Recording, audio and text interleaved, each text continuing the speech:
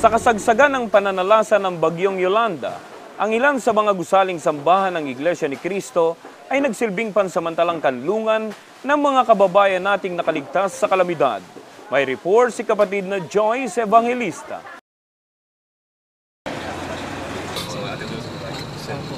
Sa bungad pa lamang ng lalawigan ng Leyte, ganito na ang mga tanawin.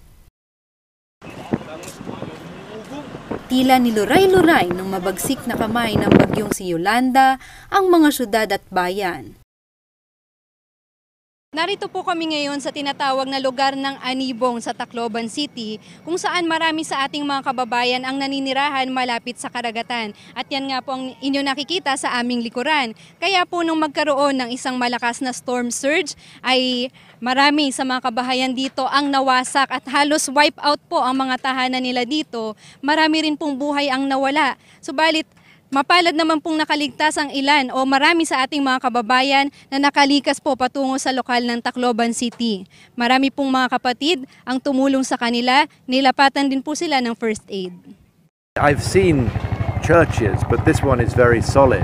And I know there was a tragedy during the earthquake of the church that fell over, but the buildings seem very sturdy and a good choice of evacuation center, and I think you saved a lot of lives by taking people in. Gabi bago ang bagyo, marami sa mga residente rito ang binabalaan ng mga kapatid na lumikas na sa gusaling sambahan. Langoy kami ngadto ka iglesia kay aga pa kukuha kami ni Ramon di ba iglesia kumanuliwat an makusog na hangin na kuan ako amoy ni nadulas ako dinan simento na bago ka nakulo dinan hagdanan tapos nahimatay ako waray nako pagka mata na dito na ako nahaplan na ako dito sa sakob kagin sinaog man ako iglesia ngadto kinaptan na nga kamot. Kahit anong unos na dumating yung ANC, talagang todo effort sila kahit hindi nila kasabi. Kahit anong relihiyon, kung ikaw nangangailangan, talagang tutulungan ka ng ANC. Damo gyud nga salamat ang taga-iglesia kay kung diri kami nakasakob nga da, baing patay na luwat kami. Pagdako ng tubig, umakyat naman ang tubig sa taas, akyat naman, lumabas kami doon sa iglesia. Kusog ng hangin, kakamang na lang kami, kakalupan ng mga sim. Kung muray kami nga niya iglesia, waray kami masasak.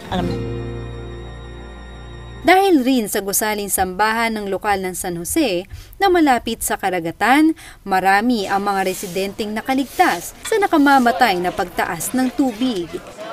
Mismong pinuno naman ng Hernani Eastern Samar ang nagkwento kung paanong nakaligtas ang kanyang mga nasasakupan dahil sa Iglesia ni Cristo. Nangyari po yun, nung madaling araw na yun, may mga taong naabutan ng dagat, nakapaligid sa Iglesia ni Cristo. Doon sila nagsapuntahan sa kapilya ng Iglesia ni Cristo. Siyempre, kung hindi sila lumabas sa bahay nila na naabot ng dagat, malamang ikamatay nila. Ang ginawa nila, nagsitagbuhan doon sa kapilya ng Iglesia para sila maligtas. Ako'y nagpapasalamat po sa mga kapatid natin sa Iglesia dito sa Hernani na wala silang pinili kahit hindi kapatid o kahit sinong tao para lang ma-save yung buhay nila. Nagpapasalamat po ako sa pangkalagang tagapamahala ng Iglesia ni Cristo, si Brother Eduardo Manalo, na malaking tulong talaga yung kapilya ng Iglesia ni Cristo. Kung hindi sana sila nakapunta doon, malamang maraming buhay pa ang nabuhay.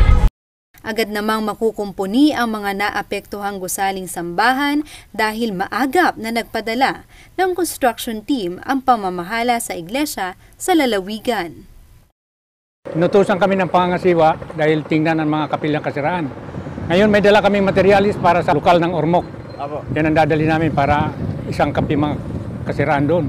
Ginagawa ng tagapamahalang pangkalat doon para masinupit bahay sambahan.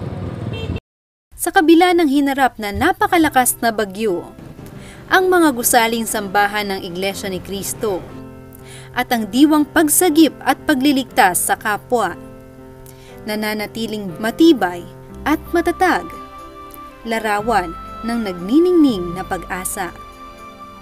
Mula po rito sa lalawigan ng Leyte, ako po si kapatid na Joyce Evangelista para sa Iglesia ni Cristo Television Network.